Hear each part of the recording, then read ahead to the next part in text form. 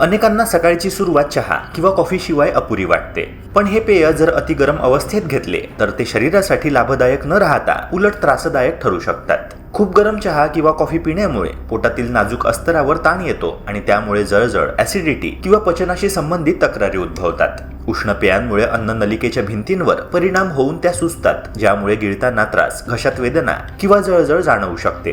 गरम पेयांचा अतिवापर केल्याने शरीरातील नैसर्गिक तापमान संतुलन बिघडते आणि पचनक्रिया मंदावते. त्यामुळे चहा कॉफीची सवय लाभदायक राहण्यासाठी ती प्रमाणात आणि योग्य तापमानात ठेवणं अत्यावश्यक आहे. याशिवाय या पेयांमधील कॅफिन पोटातील ऍसिडचे प्रमाण वाढवते, ज्यामुळे छातीत जळजळ, ढेकर येणे किंवा अस्वस्थता निर्माण होऊ शकते.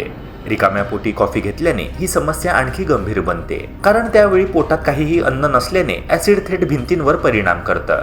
थंड चहा किंवा कॉफी घेतल्यासही धोका टळत नाही, कारण ते पचनक्रिया मंदावतात आणि पोटफुगी किंवा अपचन वाढवतात. त्यामुळे कोणतंही पेय घेताना त्याचं तापमान आणि वेळ दोन्ही महत्त्वाचे ठरतात. जेव्हा चहा किंवा कॉफी कोमट अवस्थेत घेतली जाते तेव्हा ती पचनास मदत करते आणि अतिगरम किंवा अतिथंड पेय शरीरातील नैसर्गिक संतुलन बिघडवतात. म्हणूनच चहाचा आस्वाद घ्या, पण शरीराच्या आरोग्याचा विचार करूनच.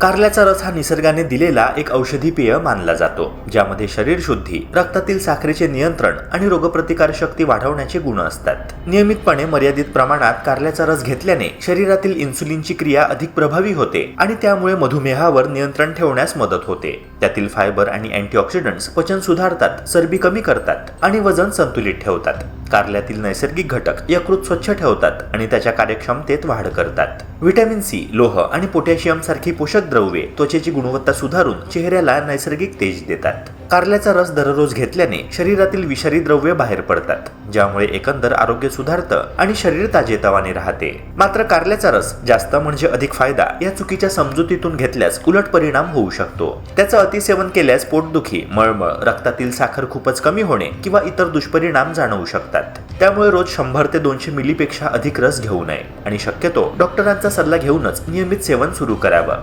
विशेषतः मधुमेहाच्या औषधांवर असणाऱ्या लोकांनी सावधगिरी बाळगणं अत्यावश्यक आहे, कारण कारल्याचा रस औषधांच्या परिणामाला वाढवू शकतो. गर्भवती महिला, लहान मुलं आणि पित्तप्रधान प्रकृती असणाऱ्यांनी हा रस टाळावा. योग्य प्रमाणात, योग्य वेळेला आणि वैद्यकीय मार्गदर्शनाखाली घेतल्यास कारल्याचा रस शरीरासाठी एक उत्तम नैसर्गिक औषध ठरतो. लिंबाचं झाड हे केवळ सौंदर्य आणि फळांसाठी उपयुक्त नाही, तर घरातील नैसर्गिक संरक्षणाचं साधन देखील आहे. लिंबाच्या पानांमधून येणारा ताजेतवाना पण उग्र सुगंध डासांना अत्यंत अप्रिय वाटतो. त्यामुळे ज्या घरांमध्ये लिंबाचे झाड असते तिथे डास जवळपास येत नाही. या पानांमधील नैसर्गिक तेलांमध्ये कीटक प्रतिबंधक गुणधर्म असतात, जे वातावरण शुद्ध ठेवतात आणि हवेतला दुर्गंधही कमी करतात.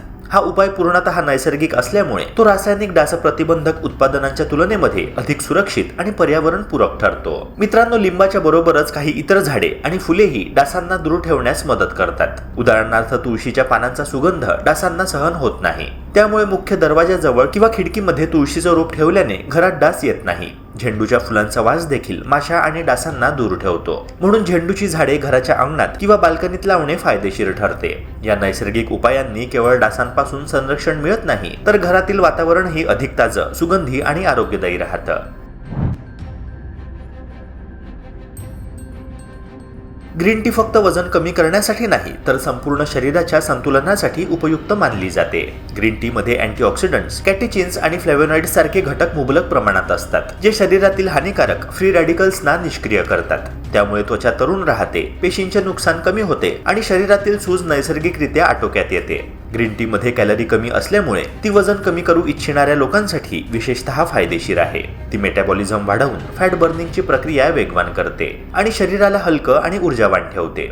ग्रीन टीचे फायदे फक्त वजनापर्यंत मर्यादित नाही, ती हृदयाच्या आरोग्यासाठी देखील एक प्रभावी पेय आहे. नियमितपणे ग्रीन टीचे सेवन केल्याने रक्तातील कोलेस्ट्रॉल आणि ट्रायग्लिसराइड्सचं प्रमाण कमी होतं, ज्यामुळे हृदयविकारांचा धोका कमी होतो. तसेच ती रक्तदाब नियंत्रित ठेवण्यास मदत करते आणि रक्ताभिसरण सुधारते. मधुमेह असलेल्या व्यक्तींसाठी ही ग्रीन टी उपयुक्त मानली जाते, कारण ती इन्सुलिन संवेदनशीलता वाढवते आणि रक्तातील साखरेचं प्रमाण नियंत्रित ठेवते. एवढंच नव्हे, तर ग्रीन टी मधील कॅटेचिन्स आणि पॉलिफेनॉल्स काही प्रकारच्या कॅन्सर पेशींची वाढ थांबवण्यास मदत करू शकतात. आणि मित्रांनो, असं संशोधनात देखील आढळून आलं आहे. ग्रीन टीचा मेंदू आणि मानसिक आरोग्यावरही अत्यंत सकारात्मक परिणाम दिसून येतो. यात असलेलं एल-थिएनिन नावाचं अमिनो आम्ल मेंदूमध्ये शांतता निर्माण करतं, तणाव कमी करतं आणि एकाग्रता वाढवण्यास मदत करतं. म्हणूनच जे लोक चिंता, तणाव किंवा निद्रानाशाने त्रस्त असतात त्यांच्यासाठी ग्रीन टी एक नैसर्गिक उपाय ठरू शकतो. मात्र याचे सेवन मर्यादित प्रमाणात करणे देखील महत्त्वाचे आहे, कारण यात कॅफीन असते. खूप प्रमाणात ग्रीन टी पिल्याने झोपेचा त्रास होऊ शकतो किंवा लिव्हरवर ताण येऊ शकतो. त्यामुळे दिवसातून 2 ते 3 कप पुरेसे असतात. योग्य प्रमाणात घेतल्याने ग्रीन टी शरीर, मन आणि मेंदू तिन्हींचं आरोग्य राखण्यासाठी एक उत्तम नैसर्गिक पेय आहे. बऱ्याच जणांना वाटतं की रोज बसून झाडू मारल्याने महिलांना पाठदुखी होते, पण मित्रांनो, ही धारणा पूर्णपणे चुकीची आहे. प्रत्यक्षात पाठदुखीचं मूळ कारण झाडू मारणं नसून झाडू मारताना घेतली जाणारी चुकीची ठेवण आणि दीर्घकाळ वाकून बसण्याची सवय हे आहे.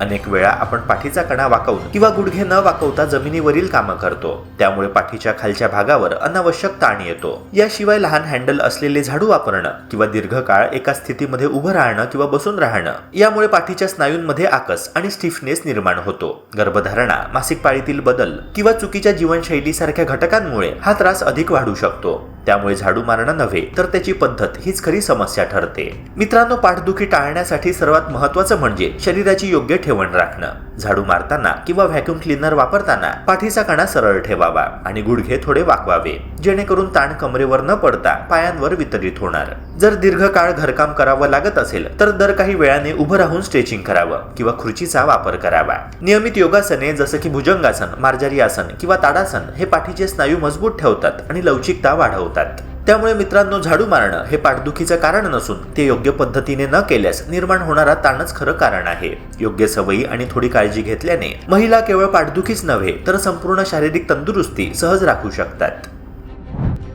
कडुलिंबाचा रस हा प्राचीन काळापासून आरोग्यवर्धक पेय म्हणून ओळखला जातो. त्याच्या कडवट चवीत एक अप्रतिम औषधी गुण सामावलेला असतो. रोज सकाळी रिकाम्या पोटी याचे सेवन केल्याने पचन सुधारते, शरीरातील विषारी द्रव्य बाहेर पडतात आणि रक्त शुद्ध होतं. त्यामुळे त्वचा अधिक स्वच्छ, उजळ आणि निरोगी राहते. याशिवाय कडुलिंब रक्तातील साखरेची पातळी नियंत्रित ठेवण्यास मदत करतो. म्हणूनच मधुमेह असलेल्या व्यक्तींनी डॉक्टरांच्या सल्ल्याने याचा समावेश आहारात करावा. या रसामध्ये दाहक विरोधी आणि जीवाणू विरोधी गुणधर्म असल्याने त्वचेवरील समस्या जसे की मुरूम, खाज, एक्झिमा किंवा लालसरपणा कमी होण्यास मदत होते. नियमित सेवनाने शरीरातील रोगप्रतिकार शक्ती वाढते आणि त्यामुळे ऋतू बदलल्यावर सर्दी, खोकल्यासारखे त्रासही कमी होतात. वजन कमी करण्यासाठी प्रयत्न करणाऱ्यांसाठीही हा रस उपयुक्त ठरतो, कारण तो चयापचय म्हणजेच मेटाबॉलिझम वेगवान करतो आणि शरीरातील अतिरिक्त चरबी कमी करण्यास मदत करतो. पण मित्रांनो, या रसाचे अत्याधिक सेवन टाळणे देखील अत्यंत महत्त्वाचे आहे, कारण जास्त प्रमाणात घेतल्यास ते यकृत आणि मूत्रपिंडाच्या कार्यावर विपरीत परिणाम करू शकते. काही संशोधनांनुसार दीर्घकाळ आणि अतिप्रमाणात सेवन केल्याने प्रजनन क्षमतेवरही परिणाम होऊ शकतो. त्यामुळे कडुलिंबाचा रस हा औषधासारखा वापरावा, म्हणजेच आवश्यक प्रमाणात आणि तज्ज्ञांच्या सल्ल्यानुसारच. ही गोष्ट नैसर्गिक असली तरी तिचा योग्य वापरच आरोग्यासाठी हितकारक ठरतो. योग्य प्रमाणात घेतल्यास हा रस शरीराला स्वच्छ, त्वचेला निरोगी आणि मनाला हलकं ठेवणारा एक नैसर्गिक अमृत ठरतो. तांब्याच्या भांड्यामध्ये दूध किंवा तूप ठेवणे ही एक सर्वसामान्य पण आरोग्यासाठी धोकादायक सवय आहे. अनेकांना वाटतं की तांबे हे धातू आरोग्यासाठी फायदेशीर असल्याने कोणताही पदार्थ त्यात ठेवला तरी चालतो, पण हे पूर्णपणे चुकीचं आहे. तांब्याचा दूध आणि तुपाशी रासायनिक अभिक्रिया होण्याचा धोका असतो. दुधात असलेले नैसर्गिक आम्ल म्हणजेच लॅक्टिक ऍसिड आणि तुपातील फॅटी ऍसिड्स तांब्याशी संपर्कात आल्यानंतर प्रतिक्रिया देतात आणि त्यामुळे दूध किंवा तूप हळूहळू विषारी रूप धारण करू शकते. असे दूषित पदार्थ सेवन केल्याने पोटदुखी, मळमळ, उलट्या तसेच अन्न विषबाधा यांसारखे त्रास होऊ शकतात. याशिवाय तांब्यामुळे दुधातील पोषण तत्वे जसे की जीवनसत्वे आणि खनिजे नष्ट होऊ शकतात, ज्यामुळे शरीराला अपेक्षित पोषण मिळत नाही. जर तुम्हाला शरीरासाठी तांब्याचे फायदे घ्यायचे असतील तर फक्त पिण्याचे पाणी तांब्याच्या भांड्यात ठेवणे योग्य आहे, पण दूध, तूप, दही, लिंबू रस किंवा इतर आम्लीय पदार्थ कधीही तांब्याच्या भांड्यात ठेवू नये. हे पदार्थ तांब्याशी लगेच रासायनिक प्रक्रिया करून आरोग्यास हानी पोहोचवू शकतात.